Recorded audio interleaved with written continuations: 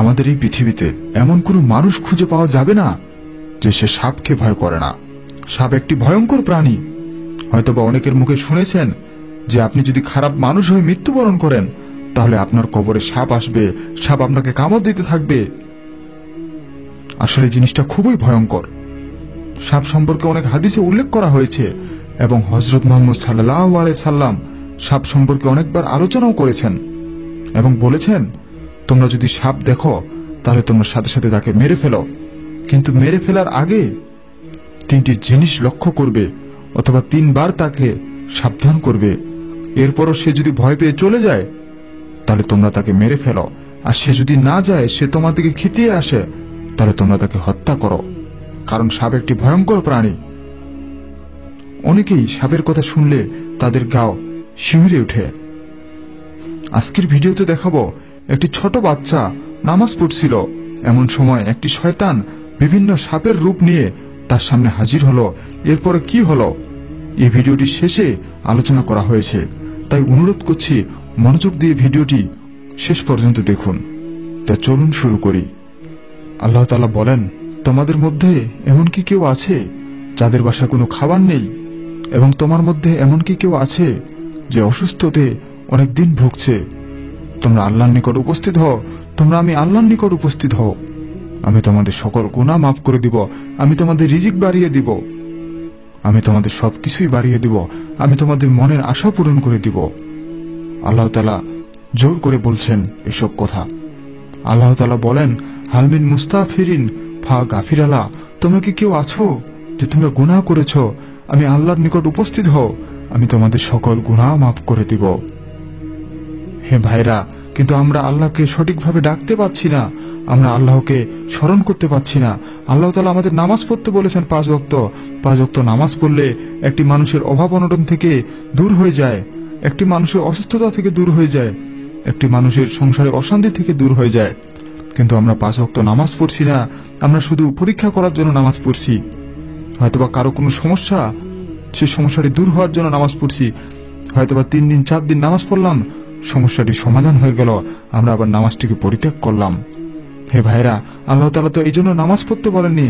আল্লাহ তাআলা বলেছেন আল্লাহর আদেশ মানার জন্য নামাজ পড়ার জন্য।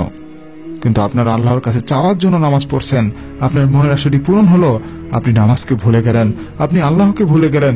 কিভাবে আপনার সংসারে বরকত আসবে, কিভাবে আপনি সুস্থতা লাভ করবেন, কিভাবে আপনার ব্যবসা বাণিজ্য ভালো হবে, কিভাবে আপনার মন ভালো হবে?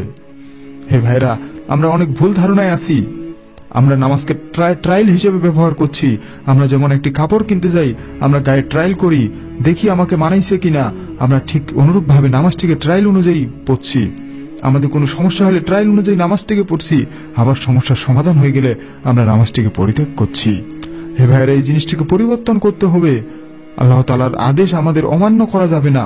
আল্লাহ তাআলার আদেশ 5 ওয়াক্ত নামাজ পড়া, আল্লাহ তাআলা চাইলে আমাদের সবই দিবেন। তা না হলে আমাদের জন্য অপেক্ষা করছে ভয়াবহ বিপদ।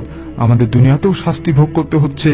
অনেকে অসহায় হয়ে পড়ে আছে, অনেকের খাবারের টাকা নেই, অনেকের বাসায় খাবার নেই, অনেকে অসুস্থতা ভোগ করছে, অনেক হসপিটালে পড়ে আছে অনেকদিন ধরে। আল্লাহ তাআলা তো বলে দিয়েছেন, তুমি তোমার জীবনে যতক্ষণ প্রাণ আছে ততক্ষণ পর্যন্ত তুমি আল্লাহর ইবাদত করো, ততক্ষণ পর্যন্ত তুমি আল্লাহর আদেশ মানো। তুমি দাঁড়িয়ে না নামাজ পড়তে পারলে তুমি বসে নামাজ পড়ো, তুমি যদি বসেও না নামাজ পড়তে পারো তুমি শুয়ে নামাজ পড়ো। তাহলে কত গুরুত্বপূর্ণ আল্লাহ তাআলা বলে দিয়েছেন এই নামাজ। কিন্তু আমরা এই 5 ওয়াক্ত নামাজ পড়ছি না, আমরা ট্রায়াল করার জন্য নামাজ পড়ছি। হে ভাইরা, তোমাদের পরিবর্তন করতে হবে, কারণ তোমরাও তো একদিন মৃত্যুবরণ করবে।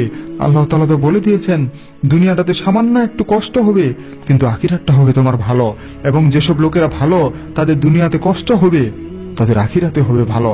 এবং যারা দুনিয়ায় রাজত্ব করতে চায়, এবং যারা দুনিয়ায় টাকা নিতে চায়, এবং যারা দুনিয়ায় রাজার হালে চলতে চায়, তাদের জন্য কবরে অপেক্ষা করছে ভয়াবহ বিপদ।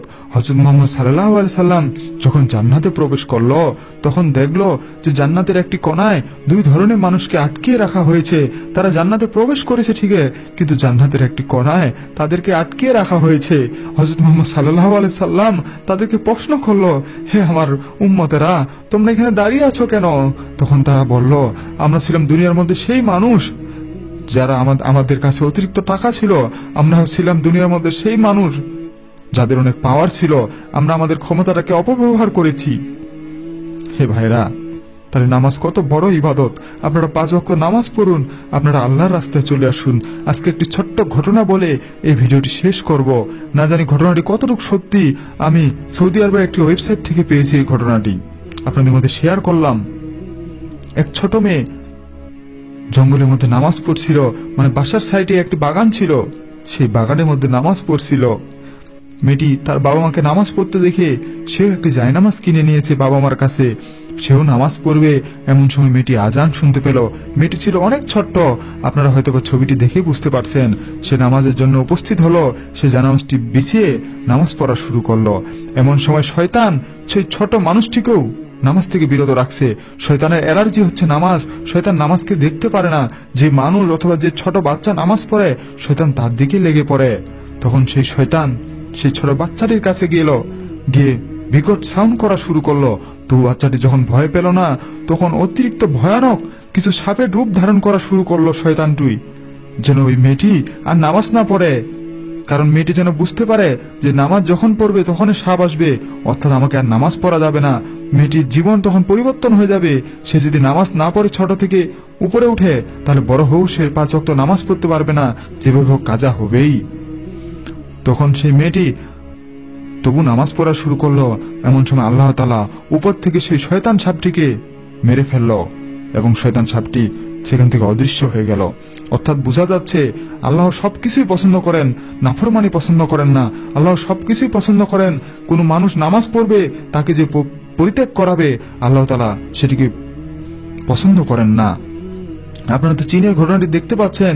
চীনে যে মুসলমানদের উপর অত্যাচার ছিল, মুসলমানদের এমন অবস্থা করেছিল যে তারা 5 ওয়াক্ত যেন নামাজও না পড়তে পারে, তাদেরকে গুলি করে মারত।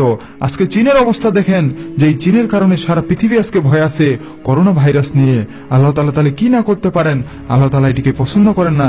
যে ব্যক্তি নামাজ পড়ে, তাকে যদি কেউ বাধা দেয়, তাকে যদি কেউ মেরে ফেলে নামাজের জন্য, তাহলে আল্লাহ তাআলা সেটি পছন্দ করেন না। সেটা শয়তান করাক বা অন্য কেউ করাক, আল্লাহ তাআলা এই জন্য বলি আল্লাহ তাআলার আদেশ মানুন, 5 ওয়াক্ত নামাজ পড়ুন।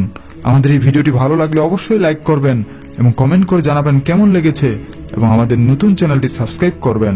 ধন্যবাদ। আসসালামু আলাইকুম।